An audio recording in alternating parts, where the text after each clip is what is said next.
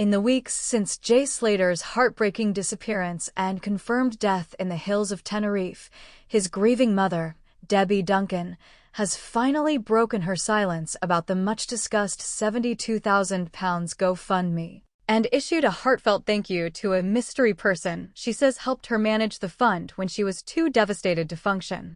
Please subscribe to my YouTube channel. With public speculation, online trolling, and mounting pressure swirling around her, Debbie sat down for her first emotional and transparent account of what happened after Jay vanished. Among the swirl of uncertainty, one thing was clear: someone behind the scenes stepped up when she couldn't. And that unknown person, unnamed and still choosing to remain in the shadows, became a quiet hero in the middle of a mother's worst nightmare. The day the world fell apart. Jay Slater, a 19-year-old British teenager from Lancashire, vanished in June 2024 after a trip to Tenerife with friends. His last known location was a remote mountainous area near the village of Masca. Despite a massive search operation involving local police, British volunteers, and drones, Jay's remains were found weeks later. The confirmation of his death left the nation stunned. From the moment news of his disappearance hit social media, a GoFundMe was launched by one of Jay's close friends to support the family. The campaign, titled Get Jay Home, rapidly gained traction and raised £72,000 within days. But with donations came questions. Where was the money going? Who was managing it? And why wasn't Debbie Duncan updating the public more frequently? Now, weeks later, she's finally ready to talk. A mother's confession. I couldn't think straight. I was in pieces, Debbie admits, speaking softly in a quiet interview held in her family home, where Jay's framed photos still dominate every shelf. The day we realized he was really gone, something inside me just broke. I wasn't sleeping. I wasn't eating. And I definitely wasn't thinking about money. She reveals that amid the emotional chaos, an unnamed individual, someone neither a family member nor a public figure, stepped forward and took on the burden of managing the donations. Please subscribe to my YouTube channel. They just appeared like a blessing, Debbie says. They didn't ask for thanks.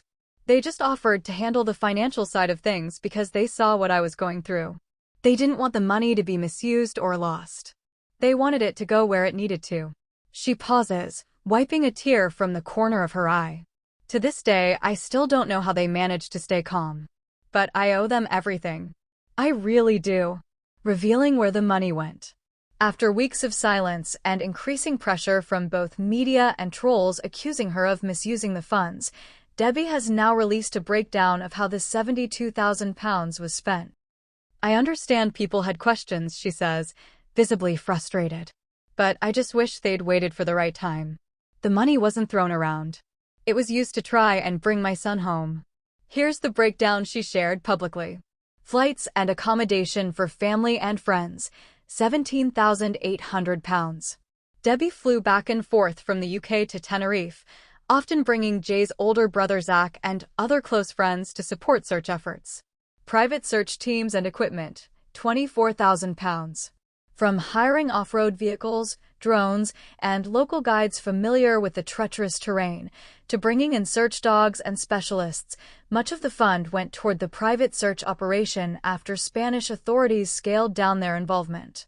Legal and translator services, £6,500. Navigating a foreign legal system and language barriers required constant support from bilingual lawyers and interpreters. Food and supplies for volunteers, £2,300. Dozens of volunteers joined the family in Tenerife, searching daily in the heat. Debbie ensured they were cared for. Memorial preparations and funeral costs, pending £11,000. Debbie confirmed a portion has been set aside to give Jay a proper send-off once his body is returned to the UK. Emergency contingency, £10,400. This will be used for counseling, travel, and anything else that might arise as we heal, Debbie adds. The entire list, she says, was double-checked and approved by the unnamed guardian of the funds, someone she calls only the angel behind the curtain. Online abuse and the fight for dignity.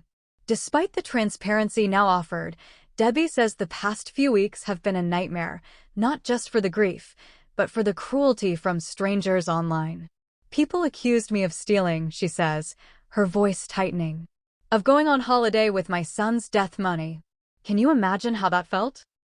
She recounts how photos of her briefly sitting in a cafe or being hugged by a friend were taken out of context and twisted to suggest she was enjoying her time in Tenerife. I was sleeping on a hotel floor some nights. I lost over a stone in weight, but no one wanted to post that.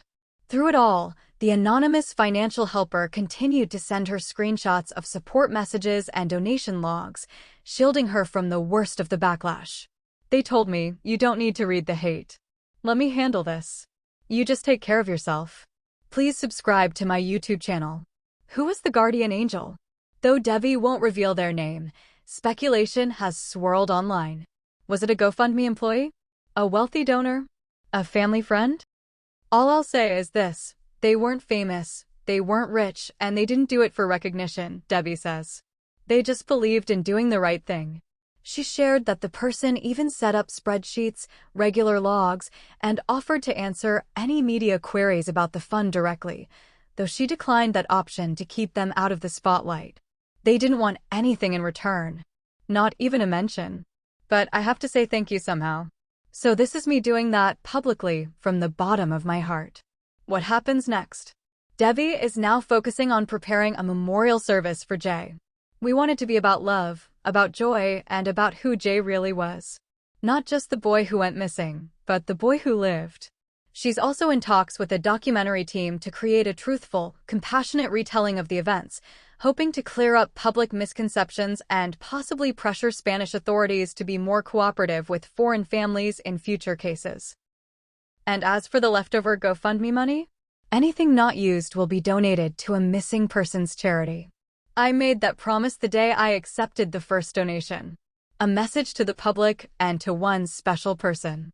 To the thousands who donated, Debbie offers gratitude. You didn't know my son, but you tried to help bring him home. That means more than you'll ever know. To those who doubted her, I forgive you. I know grief makes people cruel. But please remember, I'm just a mom who lost her baby. And finally, to the one person who quietly handled a financial storm so she could focus on her own. You saved me in more ways than one. You didn't just manage a bank account. You managed a mother's crumbling world. Whoever you are, wherever you are, thank you. In the end, grief and grace exist side by side. And sometimes, when the darkness feels too thick to navigate, one unexpected soul can shine a quiet light. Not for recognition, not for fame, but simply because it's the right thing to do. Subscribe the channel to get such videos.